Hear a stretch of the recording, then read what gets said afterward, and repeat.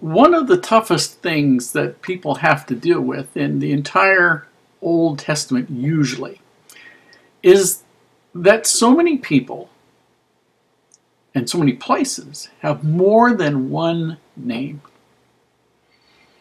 And it's hard for people to understand why. So we'll do a little bit of explanation, but the explanation is going to lead to something. So I'll tell you where we're headed right at the beginning. We are headed to a point where you understand that Jesus, the man we call Jesus of the Christ, was, in point of fact, the God that ancient Israel, the children of Israel, Moses, knew in the Old Testament. Now, to some people, that's no problem.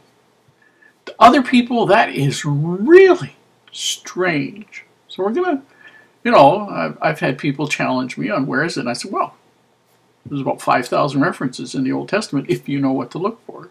So we'll tell you what to look for. But Jesus has several names that he is known by.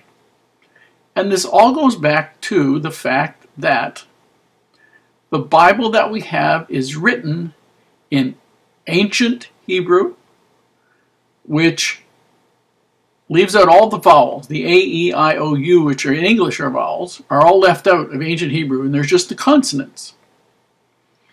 And we really don't know how those words were pronounced. We know that if you see a block of old Hebrew writing, what you see is a block of no words, no punctuation. It just starts on the right-hand side and goes to the left as they read.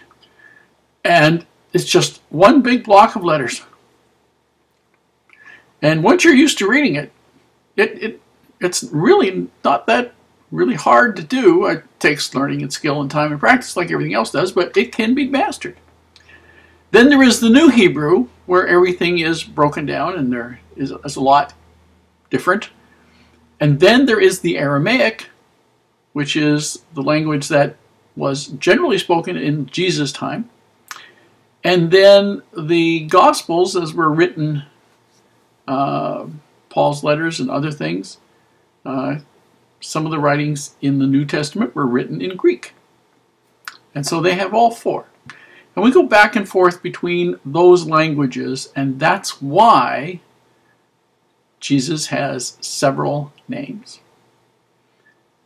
The name that the Jews knew God by in the Old Testament was a name so sacred that they would never pronounce it. Righteous Jews considered it so sacred they would never say it. We would call it Yahweh and might spell it Y-A-W-E-H. However, there's another way to spell it. And if we pronounced it with the different spelling, it would be Jehovah.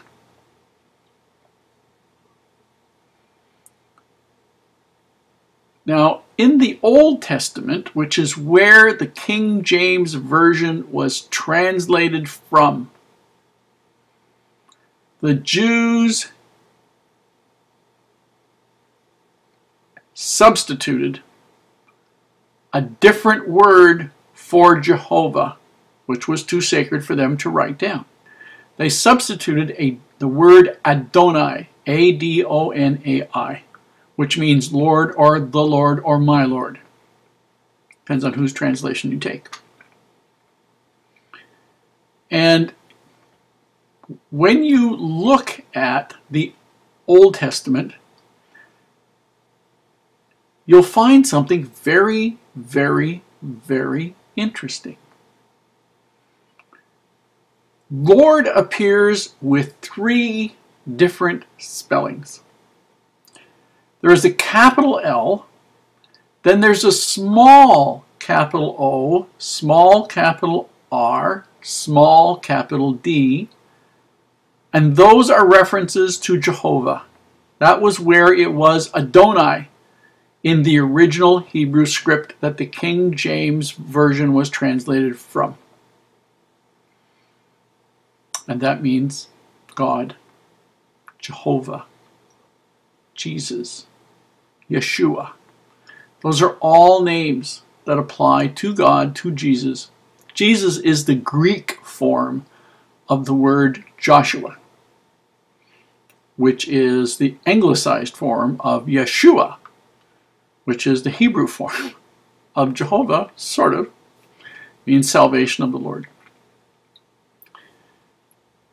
Now, if you see capital L, then a small o, small r, and small d, that usually refers to, almost invariably refers to, somebody who is a master of something. Master of a house, master of a city, master of a family, whatever.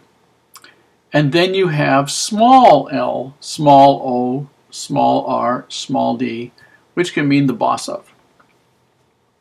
I'll give you an example of where it is used in the Old Testament in a place where you can see the difference. In the story of Samuel, his mother Hannah had been without having children for many years, and that was a horrible thing for a Jewish woman. It meant you had, to them, of course it has nothing to do with it, but it meant to them that you had so offended God that he had withheld your ability to have children.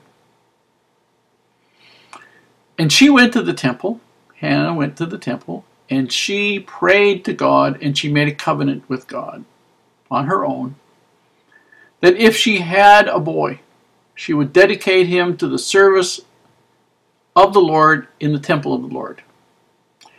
And her appeal to God was so incredibly intense and all-encompassing that Eli, who was the Levitical high priest, commented to her that she should not basically have come to the temple drunk.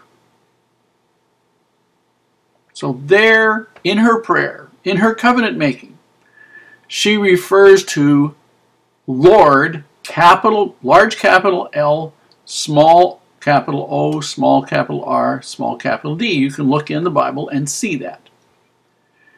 And then when Eli makes his comment about her being drunk, she turns to him and basically addresses him as Lord. Capital L, small o, small r, small d. Why? Because he's not God.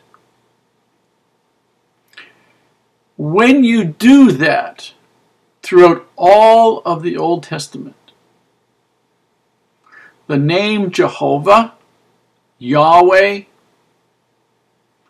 is in place in the Old Testament 5,000 times.